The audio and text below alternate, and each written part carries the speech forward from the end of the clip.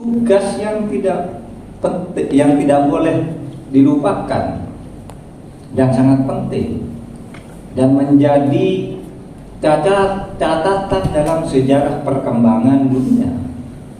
Universitas itu tugasnya antara lain memajukan peradaban. Satu, tata cara hidup yang kalau dilihat secara definitif ya, peradaban ini selalu diartikan tata cara hidup dengan tingkat kemajuan dan ketinggian kehidupan bersama yang menunjuk pada kehidupan bermasyarakat yang damai. Kalau selalu kacau, kisruh, tidak damai, itu peradabannya rendah.